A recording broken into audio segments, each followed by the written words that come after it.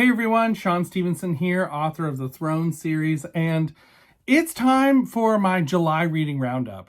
I don't literally know how July's over. I actually can't even wrap my head around it that it's already August and the school year's upon us, and now we're in the last half of 2024 and we are racing towards Christmas. Christmas is going to be here before you know it.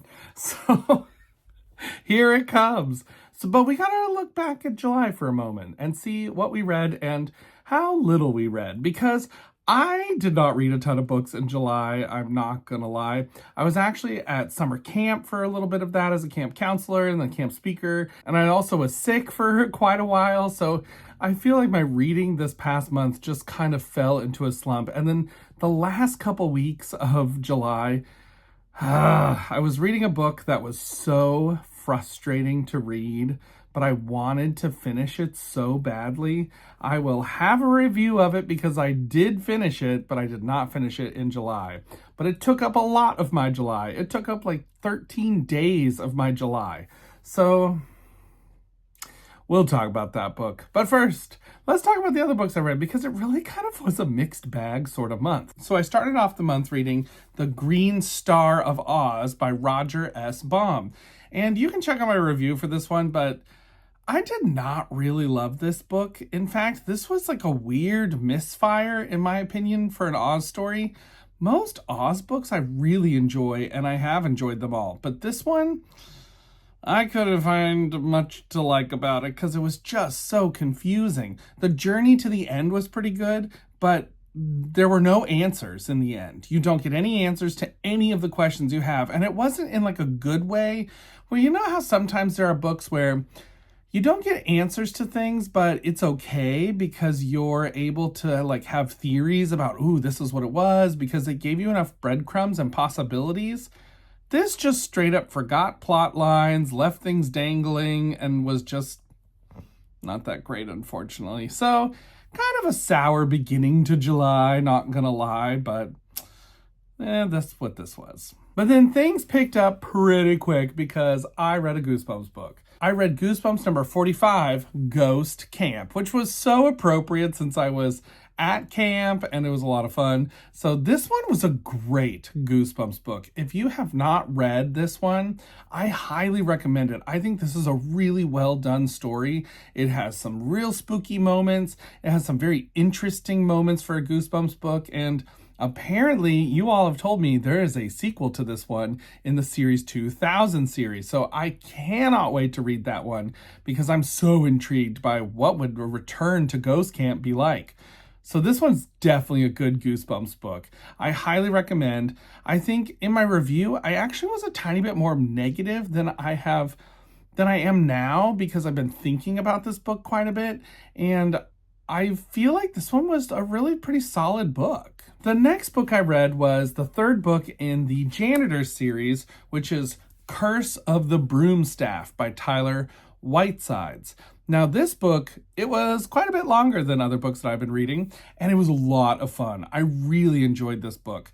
It had some great moments in it. There was great action, great mystery, a ton of lore that was built upon from the first two books in this series, and I really need to go read book 4 and 5 because those are on my list for August. I really want to read them because there's a lot going on that's in this Janitor series that's a lot of fun. I highly recommend it if you are into middle grade fantasy novels like Percy Jackson or Fablehaven. This is another great series like that. It's from Shadow Mountain Publishing, which is one of my favorite publishers. I feel like I haven't read a book quite yet that's missed completely from Shadow Mountain. So definitely check this one out. If you're into middle grade fantasy, can't go wrong with the Janitor series. I returned to the world of Goosebumps with a fun buddy read with Mr. Mortman's Library, aka Brandon. We read Give Yourself Goosebumps number 28, Night of a Thousand Claws. And this book was really funny. I actually ended up enjoying it quite a bit more than I thought. I think it's a pretty well done book, and it had a lot of great options for what the storyline is, which was kind of fun. There's a lot of different things that the story could actually be versus the other Give Yourself Goosebumps I've read, The Scream of the Evil Genie. That one, there's pretty much one behind everything storyline that you can get to, but this one has multiple different things that are going on, possibly, depending on what you choose. And they're good choices. I feel like this book had good choices that allowed you to really be wondering, I don't know what to do, because both of those choices seem like good options. So this was a lot of fun. I enjoyed this book. It is weird. It has evil cats in it. But like I said, don't worry, the cats all survive. So, I don't know if that's a spoiler. Next, I read the first book in the Graveyard School series, Don't Eat the Mystery Meat by Tom B. Stone. This book, it was interesting. It's always interesting to start reading in a new series that was from the 90s. That's a middle grade spooky series, because you never know exactly what you're going to get and what kind of style it's going to have. And this one was really interesting. I think it was a great setup for the Graveyard School series, and I am curious to read more of these. So I definitely want to read more. I think they're a lot of fun. This one had some great moments in it, and the finale was a lot of suspense, which I thought was great. This one had some good stakes in it, I thought, more than... I'm just realizing I said good steaks. This is about mystery meat in cafeteria. No steak involved here, let me tell you that. But this one had some good stakes in it, and I really enjoyed it. And then last for July, the book that I actually finished in July, this one was an interesting one that has had me thinking quite a bit. You can watch my review of this book, and if you watch it, it's a very long review because I had a lot to say about this book.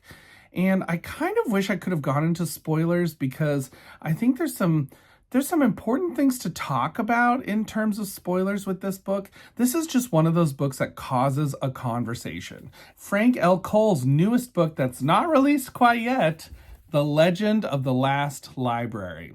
And this book, this was a good book. I will say that. It was a good book. I did enjoy it quite a bit. And I also will say that this book had a lot of interesting messaging in it that was surprising to me. I was not expecting this book to be so message heavy as it was, and it had a lot going on. There was a lot to say, and it was definitely a new genre for Frank L. Cole, who normally has been in the fantasy camp. So here he is in kind of a dystopian sci-fi world where these characters are searching for a legendary library that may or may not exist because all the other paper in the world has been destroyed.